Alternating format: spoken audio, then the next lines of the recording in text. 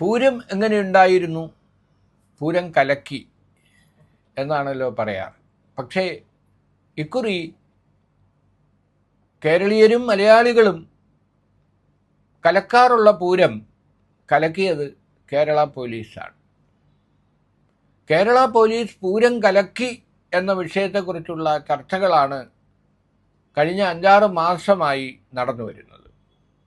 അപ്പോൾ പൂരം തടസ്സപ്പെടുത്തിയ പോലീസ് നടപടി, വെടിക്കെട്ട് പകൽ സമയത്ത് നടത്തേണ്ടി വന്ന ദേവസ്വങ്ങളുടെ ഗതികേട്, ഇതിനെക്കുറിച്ചെല്ലാം അന്വേഷിക്കാനായി അന്ന് തന്നെ മുഖ്യമന്ത്രി ഉത്തരവിട്ടിരുന്നു. മുഖ്യമന്ത്രി ADGP അജിത് കുമാറിനെയാണ്, MR അജിത് കുമാറിനെയാണ് അന്വേഷണ ചുമതല ഏൽപ്പിച്ചത്. അപ്പോൾ അദ്ദേഹം ഇപ്പോൾ 5 മാസത്തിന് ശേഷം വീണ്ടും പൂരം അട്ടിമറിച്ച സംഭവങ്ങൾ വിവാദമായപ്പോൾ വിവരാവകാശ നിയമം അനുസരിച്ച് മനോരമയുടെ ഒരു ലേഖകൻ കത്ത് നൽകിയപ്പോൾ വിവരാവകാശ ഓഫീസർ നൽകിയ മറുപടി അത്തരം ഒരു അന്വേഷണം നടന്നിട്ടില്ല എന്നാണ്. DYSP റാങ്കിലുള്ള ആ ഇൻഫർമേഷൻ ഓഫീസറെ സസ്പെൻഡ് ചെയ്തുകൊണ്ട് ആണ് സർക്കാർ പ്രതികരിച്ചത്, മുഖ്യമന്ത്രി പ്രതികരിച്ചത്.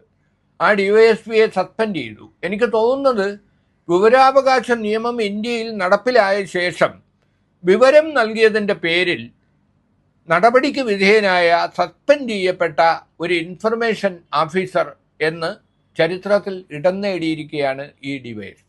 അദ്ദേഹത്തിൻ്റെ പേര് ഞാൻ ഓർക്കുന്നില്ല. എന്തായാലും വലിയ അറിയാനുള്ള മനുഷ്യൻ്റെ അവകാശത്തിൽ വലിയ വിസ്ഫോടനം സൃഷ്ടിച്ച ഒന്നാണ് ഇൻഫർമേഷൻ ആക്ട്. അപ്പോൾ അറിയാനുള്ള അവകാശത്തിൻ്റെ അടിസ്ഥാനത്തിൽ നിയമനിർമ്മാണം വന്നതോടെ, ചട്ടങ്ങളും നിയമങ്ങളും വന്നതോടെ അത്തരത്തിൽ അപേക്ഷ നൽകുന്ന ആളുകൾക്ക് വിവരം നൽകിയില്ലെങ്കിൽ ബന്ധപ്പെട്ട ഉദ്യോഗസ്ഥൻ്റെ ശമ്പളത്തിൽ നിന്ന് പിഴ ഈടാക്കാൻ വ്യവസ്ഥയുണ്ട്.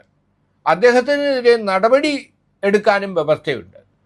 അപ്പോൾ വിവരം നൽകിയതിൻ്റെ പേരിൽ ഒരു ഇൻഫർമേഷൻ ഓഫീസറെ ശിക്ഷിക്കുന്നത് ഇന്ത്യയുടെ തന്നെ ചരിത്രത്തിൽ ആദ്യ സംഭവമാണ്. വിവരം നൽകാത്തതിന് നടപടികൾ സ്വീകരിച്ച അനവധി സംഭവങ്ങൾ, 100 കണക്കിന് സംഭവങ്ങൾ ഉണ്ടാവാം. അതിനുശേഷമാണ് ഈ റിപ്പോർട്ട് ഉണ്ട് എന്നും റിപ്പോർട്ട് ഉടൻ സമർപ്പിക്കുമെന്നും മുഖ്യമന്ത്രി പ്രഖ്യാപിച്ചത്. അപ്പോൾ ദർവേഷ് സാഹിബിന്, DGP ദർവേഷ് സാഹിബിന് ആരോപണ വിധേയനായ MR അജിത് കുമാർ തന്നെ തയ്യാറാക്കിയ അന്വേഷണ റിപ്പോർട്ട് സമർപ്പിച്ചു കഴിഞ്ഞു. അത് മുഖ്യമന്ത്രിക്ക് DGP നൽകിയിട്ടുണ്ട്. ഒരു പുനരന്വേഷണം ആവശ്യമാണ്, ഈ റിപ്പോർട്ട് പൂർണ്ണമല്ല എന്ന മട്ടിലാണ് DGP റിപ്പോർട്ട് മുഖ്യമന്ത്രിക്ക് കൈമാറിയിരിക്കുന്നത്. ഇന്ന് നടക്കുന്ന മന്ത്രിസഭാ യോഗത്തിൽ ഇത് സംബന്ധിച്ച തീരുമാനം ഉണ്ടാകും എന്നാണ് അറിയുന്നത്. അപ്പോൾ തൃശ്ശൂർ പൂരവും കരുവന്നൂർ അഴിമതിയുമായി എന്തെങ്കിലും ബന്ധമുണ്ടോ? ചർച്ച ചെയ്യപ്പെടേണ്ട ഒരു വിഷയമാണ്. കരുവന്നൂർ കേസിലെ പ്രതികളെ പിടികൂടുമെന്ന് പ്രഖ്യാപിച്ചത് പ്രധാനമന്ത്രി നരേന്ദ്രമോദിയാണ്. തൃശ്ശൂരിൽ വന്ന് അദ്ദേഹം ആദ്യം നടത്തിയ പ്രസംഗത്തിൽ സുരേഷ് ഗോപിയെ സ്റ്റേജിൽ നിർത്തിക്കൊണ്ട് കരുവന്നൂർ അഴിമതി കേസിലെ പ്രതികളെ പിടികൂടും എന്ന് അദ്ദേഹം പ്രഖ്യാപിച്ചു. അതിനുശേഷമാണ് CPMൻ്റെ 1 കോടിയോളം രൂപ ഫ്രീസ് ചെയ്യപ്പെട്ടതും കണ്ടുകെട്ടിയതും എല്ലാം. അങ്ങനെ കരുവന്നൂർ കേസിൽ ആരോപണ നിഴലിൽ നിൽക്കുന്ന ജില്ലാ സെക്രട്ടറി വർഗീസ്, മുൻ മന്ത്രി മൊയ്തീൻ, മുൻ MP ബിജു, അങ്ങനെ പലരും ചോദ്യം ചെയ്യപ്പെട്ടു. ആരോപണ വിധേയരായി ഈ നേതാക്കളെല്ലാം നിൽക്കുന്ന സന്ദർഭത്തിലാണ് CPMൻ്റെ സ്വത്ത് കണ്ടുകെട്ടിക്കൊണ്ടുള്ള നടപടി തെരഞ്ഞെടുപ്പ് കാലത്ത് കേന്ദ്ര സർക്കാർ ED വഴി നടപ്പാക്കിയത്. ഇപ്പോൾ തെരഞ്ഞെടുപ്പ് കഴിഞ്ഞു, അവർ കണക്ക് കൂട്ടിയതുപോലെ സുരേഷ് ഗോപി ആദ്യമായി BJP കേരളത്തിൽ നിന്ന് ഒരു അക്കൗണ്ട് തുറന്നു. അതിനുശേഷം കരുവന്നൂർ കേസിൽ അന്വേഷണവുമില്ല, ചർച്ചയുമില്ല, വിവാദങ്ങളുമില്ല. CPMൻ്റെ ഫണ്ട് കണ്ടുകെട്ടിയതിനെ പറ്റി, കോടിക്കണക്കിന് രൂപ കണ്ടുകെട്ടിയതിനെക്കുറിച്ച് നിയമപരമായും രാഷ്ട്രീയമായും നേരിടുമെന്ന് സംസ്ഥാന സെക്രട്ടറി പറഞ്ഞിരുന്നു. പക്ഷെ അത്തരം നിയമ നടപടികളൊന്നും എടുത്തതായി കാണുന്നില്ല.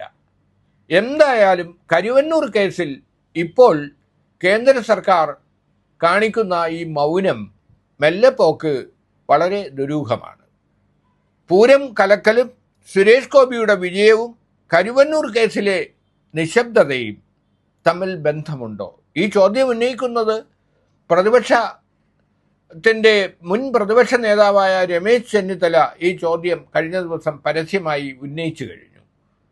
ഇതെല്ലാം കൂട്ടി വായിക്കുമ്പോൾ പൂരം അട്ടിമറിച്ചതിന് പിന്നിൽ BJPയും CPMുമായുള്ള രഹസ്യ ധാരണയുണ്ടെന്നും മുഖ്യമന്ത്രി തന്നെയാണ് അതിലെ പ്രധാന കക്ഷിയെന്നും അതുകൊണ്ട് തന്നെ മുഖ്യമന്ത്രി MR അജിത് കുമാറിനെ RSS നേതാക്കളെ കാണാൻ വിടുകയും അവരുമായി രഹസ്യ ചർച്ച നടത്തുകയും അതിനു ആ സംഭവവുമായി കൂട്ടി വായിക്കാവുന്ന ഒന്നാണ് പൂരത്തിലെ അട്ടിമറി എന്നും ഇപ്പോൾ ദേവസ്വങ്ങളുടെ മേൽ കെട്ടിവെക്കാനും മറ്റും ശ്രമിക്കുന്നത് ന്യായമല്ലെന്നും ആണ് രമേശ് ചെന്നിത്തല ഉന്നയിച്ചിരിക്കുന്ന ഗുരുതരമായ ആരോപണം.